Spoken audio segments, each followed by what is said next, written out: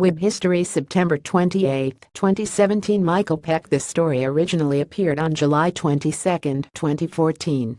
In a scheme worthy of Mission Impossible, CIA agents hijacked a Soviet spacecraft and probed its secrets. When did this happen? That's classified, as is the country where the caper occurred. In the declassified article on this subject in Studies in Intelligence, a CIA journal, much of the text has been blacked out by the agency's censors. But the article, released by the National Security Archive watchdog group, is full of tantalizing clues. Not to mention, it's a great spy yarn. The theft occurred when the Soviets sent one of their Lunik, also known as Luna, satellites for an exhibition tour of several nations in the early days of the space race. The CIA naturally was interested in the Luna probes, of which more than 40 attempted to orbit or land on the moon between 1958 and 1974.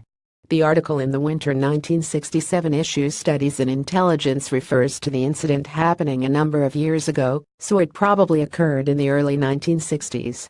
The Soviets were scoring propaganda points from their technological prowess by displaying a Luna satellite.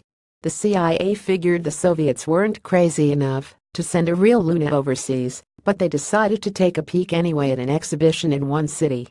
With commendable discretion, the article recalls that after the exhibition closed, a group of intelligence officers had unrestricted access to the Lunik for some 24 hours. In other words, American spies sneaked in for an unauthorized private viewing. American agents were surprised to discover that it was indeed a real Luna, minus its engine and electrical components. Eager to get another look, the CIA sent its industrial experts on another black operation to photograph the craft's equipment markings, which they hoped would divulge clues about Soviet space production. But when the exhibition moved to yet another city, one source says it was in Mexico, the satellite had a 24-hour Soviet guard. So much for breaking into the exhibit again. But U.S. spies discovered that after the show, the Luna would be transported by a truck to a railroad station and then on to the next city. Could this the break they needed? Maybe divert the freight car onto a railroad siding for a night? Nope, not feasible. Then how about hijacking the truck on the way to the rail station? The CIA arranged for the Luna to be on the last truck leaving the exhibition that night. After making sure that Soviet guards weren't escorting the vehicle, the truck was stopped at the last possible turnoff, a canvas was thrown over the crate, and a new driver took over. What happened to the original truck driver? The CIA history only says that he was escorted to a hotel room and kept there for the night. How he was detained isn't clear, but it wouldn't be surprising if money, liquor, or prostitutes were involved. Fortunately, the Soviet representative at the rail yard waited a little while and then went to his hotel room without raising an alarm. Luna-3 satellite. Art via Wikipedia. Now the CIA technicians got to work.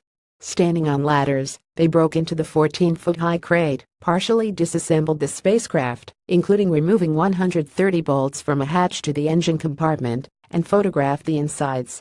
The work began at 7:30 p.m. At 5:00 a.m., Luna was back on the truck, and the original driver delivered it to the rail yard.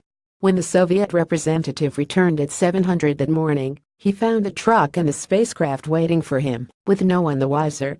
What did this covert operation obtain? Analysis of the factory markings revealed the probable identification of this Luna stage, the fact that it was the sixth one produced, and identification of 3 electrical producers who supplied components, as well as other clues to the Soviet space program. According to the CIA article, did it make a difference to the outcome of the space race? Probably not. By 1967, the Soviet Union was already falling behind, as the United States prepared for the Apollo landings 2 years later.